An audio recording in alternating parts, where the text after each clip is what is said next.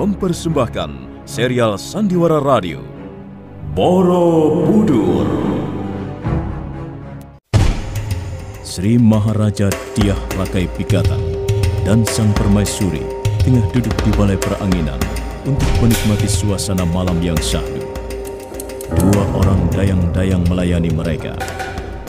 Sebenarnya kita sudah menyiapkan segala keperluan untuk itu, Kanda Maharaja.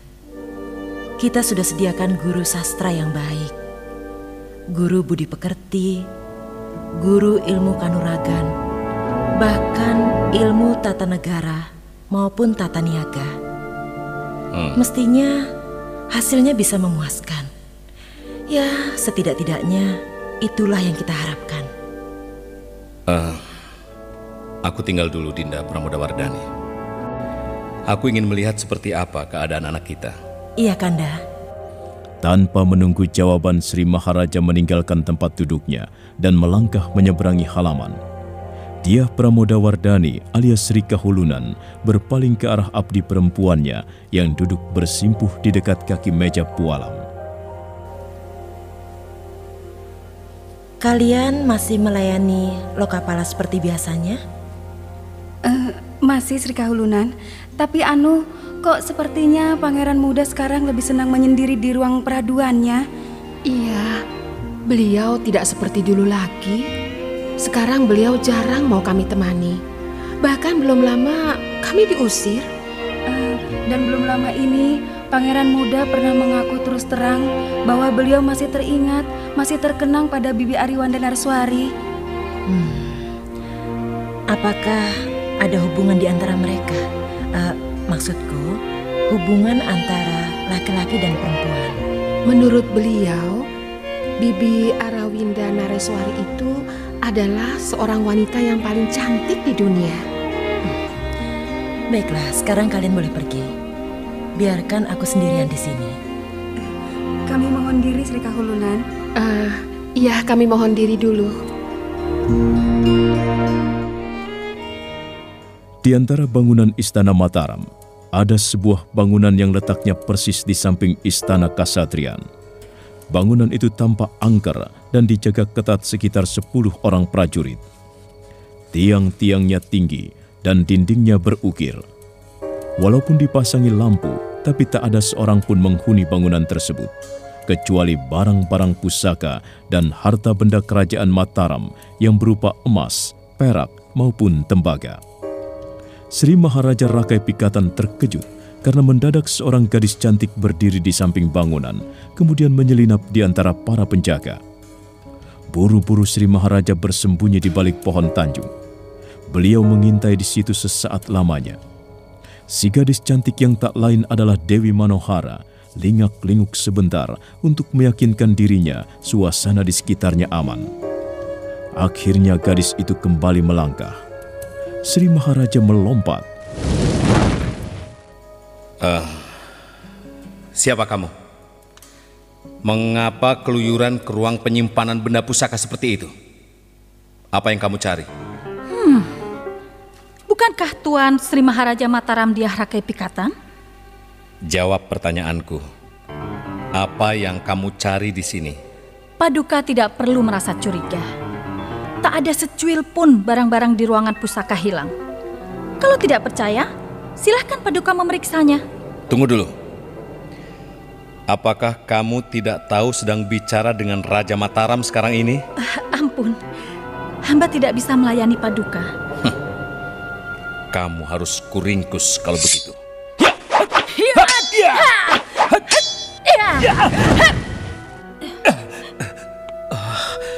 Perempuan itu, cepat sekali gerakan perempuan itu. Siapa dia? Sepertinya bukan seorang dayang-dayang. Aku melihat ada sesuatu yang tidak wajar. Ada sesuatu yang tidak beres di ruang penyimpanan barang-barang pusaka Mataram. Baik, aku akan menyelidiki persoalan ini. Perempuan itu mempunyai daya kesaktian yang tinggi. Dia bisa dengan mudah menghindariku dan kabur. Tapi aku tahu kemana perginya. Aku Kulihat dia tadi menyelinap ke istana kesatrian. Jangan-jangan ada hubungannya dengan Lokapala putraku. Sri Maharaja Rakai Pikatan bergegas melangkah menuju istana kasatrian. Dia ingin tahu apa yang terjadi dengan putra mahkota. Oh, Ayahanda Maharaja. Rupanya kau belum tidur, Lokapala. Udara panas sekali, Ayahanda. Sebenarnya saya justru ingin berjalan-jalan di luar. Kau kelihatan gelisah. Ada apa? Apakah ada yang mengganggu pikiranmu? Atau merisaukan hatimu? Barangkali Ayahanda bisa membantu? Sebagai seorang putra mahkota, seharusnya kau sudah tidur pada malam selarut ini. Kau harus menjaga kesehatanmu. Kau harus mampu tampil dengan cerah dan ceria di depan siapa saja. Itu merupakan tugas serta kewajiban seorang putra mahkota. Saya baik-baik saja, Ayahanda. Saya sehat, saya tidak apa-apa. Saya tidak mengalami sesuatu apapun juga. Apakah kau sedang menunggu seseorang? Tidak, Ayahanda. Menunggu siapa?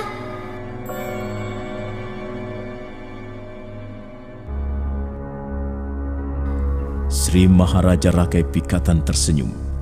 Pada saat matanya melirik ke arah batu cincin yang dikenakan putranya, tampak wajah Dewi Manohara ada di dalam mata cincin itu. Wajah itu tampak kesal karena diketahui keberadaannya. Sri Maharaja kembali tersenyum pada sang putra mahkota. Coba ayah pinjam sebentar cincinmu, Lokapala. Cincin? Maksud Ayah Maharaja, cincin yang mana? Cincin yang kau kenakan di jari manismu itu. Tapi untuk apa? Apakah ada sesuatu yang aneh pada cincin ini? Saya mengenakannya setiap saat, siang maupun malam. Saya memperoleh cincin ini dari Ibunda Sri Kahulunan. Konon kabarnya cincin ini berasal dari kerajaan seberang, dari leluhur Syailendra. Iya. Ayahanda tahu sejarah cincin itu, Lokapala. Sekarang ayah pinjam sebentar ya. Baiklah, saya tidak keberatan. Diah Lokapala, walaupun masih dengan perasaan heran, tidak tahu apa maksud ayahnya, perlahan-lahan membuka cincin di jari manisnya. Pada saat itulah, Sri Maharaja Pikatan kembali melihat peristiwa yang aneh.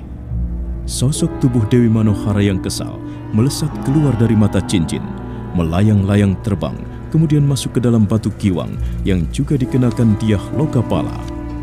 Sekarang Sri Maharaja melihat dengan jelas sosok tubuh itu meringkuk, berada di dalam batu mata giwang. Kembali Sri Maharaja tersenyum sambil mengembalikan cincin. Tidak ada yang aneh, bukan Ayahanda? Barangkali Ayahanda ingin mengenakan cincin ini. Saya bisa menggantikannya dengan yang lain. Tidak usah, Lokapala. Kenakan saja. Cincin ini cocok sekali untuk jari manismu. Coba sekarang pinjam giwangmu, Lokapala ya. Giwang yang sebelah kiri. Giwang? Untuk apa, Ayahanda? Hanya sebentar. Ayahanda mau lihat saja. Saya benar-benar tidak mengerti. Tapi baiklah, saya juga tidak keberatan. Giwang yang mana, Ayahanda? Yang sebelah kiri.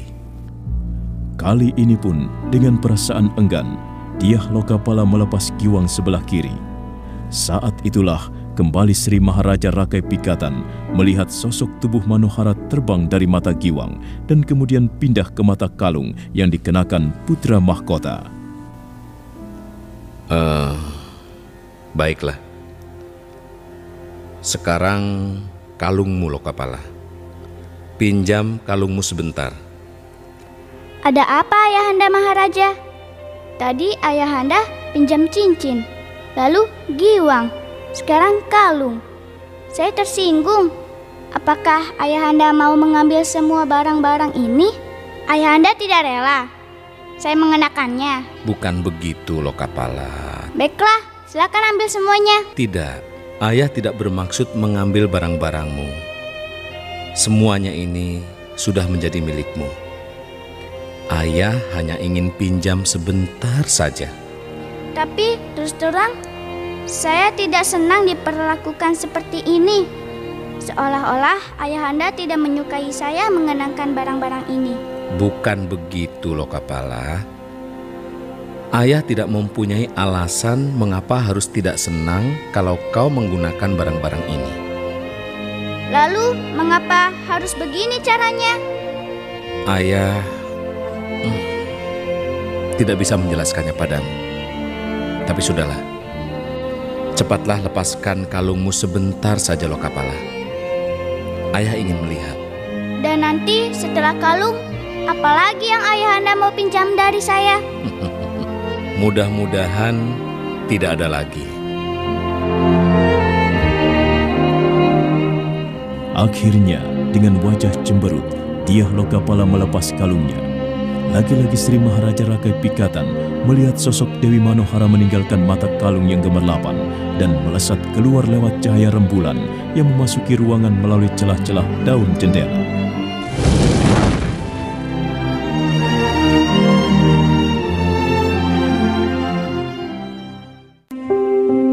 Malam sunyi lengang, bunyi seruling ditiup mendayu-dayu, menembus udara malam yang menyelimuti seluruh area pembangunan Kamulan Bumi Sambara. Rupanya Gunadarma yang meniup seruling itu. Dia duduk di dalam tenda bersama Ki Umbul dan Pak Tua yang sekarang luka di kakinya sudah bertambah baik.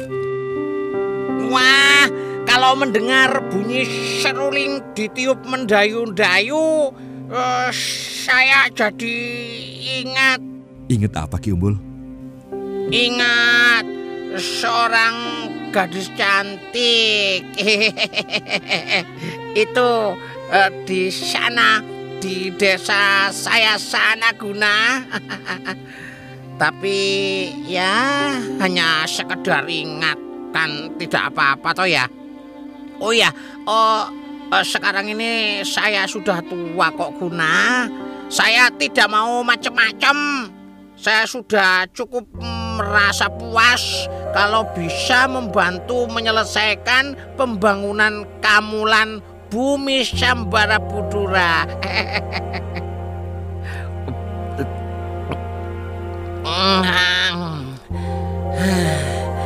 Mau minum, Ki? Tidak, terima kasih.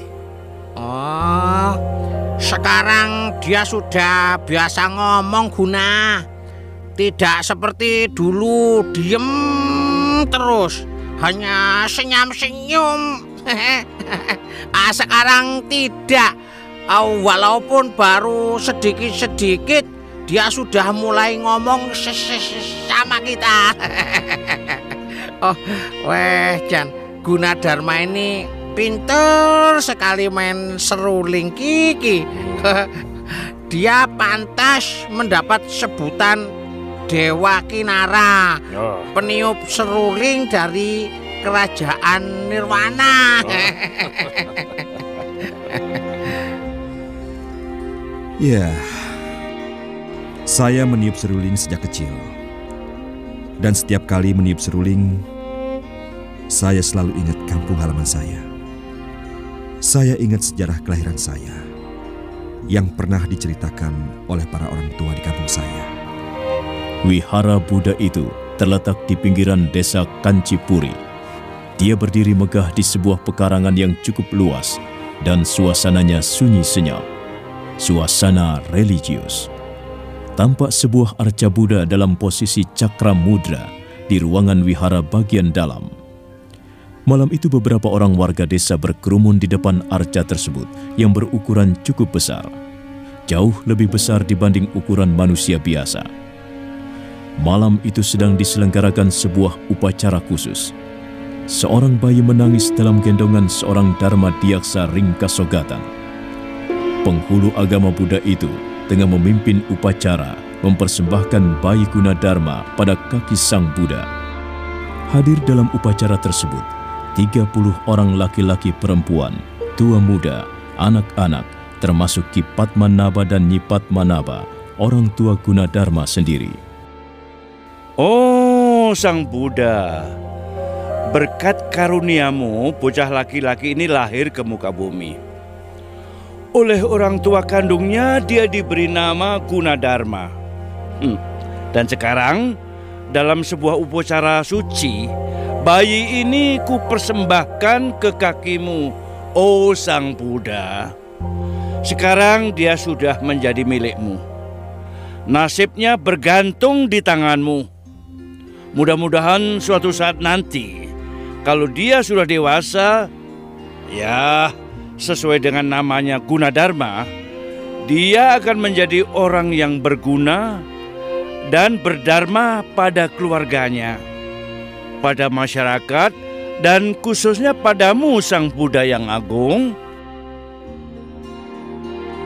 Cahaya matahari menimpa permukaan sungai hingga berkelap indah. Seorang bocah laki-laki usia sekitar 7 tahun asik bermain-main di pinggiran sungai di bawah pohon rindang. Dia menyusun batu-batu kali, dipilih yang ukurannya sesuai, dibentuk menjadi sebuah bangunan wihara. Dialah Gunadarma kecil. Tak lama kemudian, seorang bocah laki-laki yang lain muncul dari balik rimbunan belukar. Dia menghampiri Gunadarma yang masih sibuk dengan batu-batu kalinya. Dengan congkak dia menunjuk-nunjuk batu kali yang disusun Gunadarma dengan kakinya. Apa itu? Apa yang kamu buat? Wihara untuk Sang Buddha. Wihara? Kami tidak mengenal Sang Buddha. Wihara ialah tempat bersemayamnya Sang Buddha. Dan Sang Buddha adalah guru penuntun kami, para penganut agama Buddha. Ah, bohong. Aku tidak percaya. Jangan. Jangan rusakkan wiharaku. Jangan. Jangan. Hancur. Nah, bagaimana kisah Gunadarma kecil? Apa yang dialami bocah yang masih polos itu? Saudara pendengar, ikuti terus serial Sandiwara Radio Borobudur dalam episode Cundrik Mataram. Sampai jumpa.